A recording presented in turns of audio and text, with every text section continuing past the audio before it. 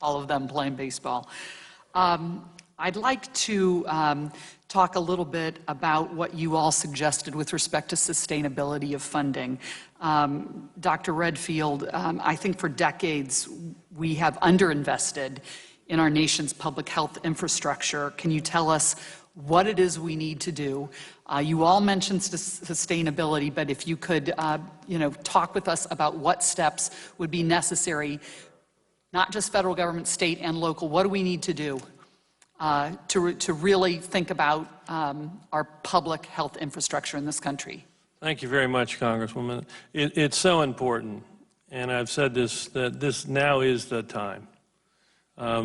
Because for decades we have underinvested in what I call the core capabilities of public health, data analytics, to have predictive data analysis, laboratory resilience, public health workforce, emergency response form, and then our global health security around the world. And those are all the different things that you think everyone, state, local, and federal, ought to be investing in at higher levels. And we need to do it. And when you look at it, if you didn't quite palpate it before, we're going to probably spend close to $7 trillion, all right, because of one little virus that came, which we recognized very early. We used the capacity that we have, and I said, the critics will be there, but we'll do the post-mortem when we're done. We've all done the best that we can do to tackle this virus, and the reality is it brought this nation to its knees. And I would say now is the time. It requires a sustained investment in terms of the core capability. Many of you may not know the nuances of, say, funding for the agency I run, CDC, but there is no core funding. It's all through different PPAs that are provided by Congress. We need core public health funding, and many people don't know that CDC provides up to 70% of the public health funding for every state, local, territory, and tribal health department in this nation. So we got to invest in that in a sustainable way with a purpose that's core-based funding. And might the states also invest at higher levels, and local governments as well? I think you've said it right there. This needs to be a partnership. Right. It's not all the burden of the federal government to invest in public health at the local level. In the reality, if your funding of CDC was to go away tomorrow, public health infrastructure across this nation would just crash. Because we're right now the backbone of it, and it should be a partnership. Thank you. I want to talk, Dr. Hahn, a little bit about Operation Warp Speed. Really, it sounds like an exciting effort. It's a great project. The United States is the global leader in vaccine development.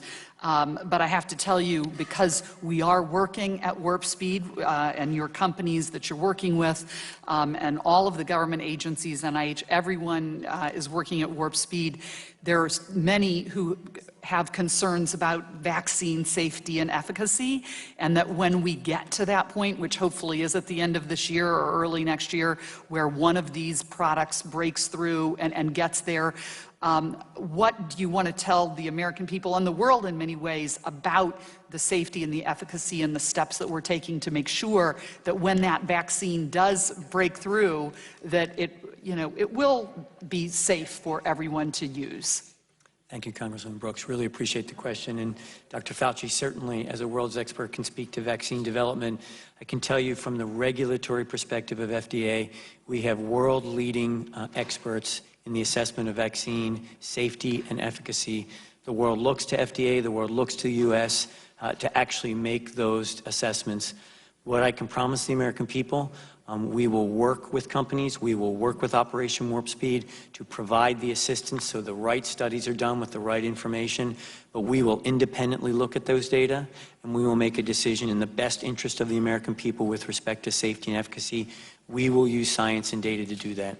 So, Dr. Fauci, maybe I should have started with you before going to the regulatory side. So what would you like to say to the American people? I think that Dr. Hahn said it very well, but I just want to emphasize, I think there were some good intentions about using the word warp speed, but I myself flinched a little because I know that people might think it's reckless because it's warp speed. It isn't.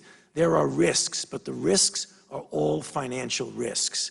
And that's what people need to understand. They're not compromising the safety at all, nor is there compromise of scientific integrity. When you do a vaccine under non-emergent conditions, there are various steps. And because companies make investments in this, what they do is they don't make an investment in this step until they're pretty sure this step works. And then they go to the next step. And one of the most important steps is when you start gearing up to make many, many doses. You're not going to make an investment of $500 million or more to produce doses unless you know it works. So what this particular program says, we're going to assume it's going to work. So we're going to put investment in preparing the sites for a phase 3 even before we knew that the phase 1 was successful. We're going to be making doses even before we know it's effective. So what you're doing is you're cutting down on time, but you're not cutting down on the process of safety and science. So if you lose, the only thing you lose is a lot of money. Now, nobody likes to lose a lot of money, but we feel we'd rather lose a lot of money and gain 4, 5, 6, 7 months than have a result and have to wait 4, 5, 6, 7 months to get the vaccine. Thank you. Thank you. I yield back. Thank you, Mrs. Brooks. And now we go to Mr. Schroeder from Oregon.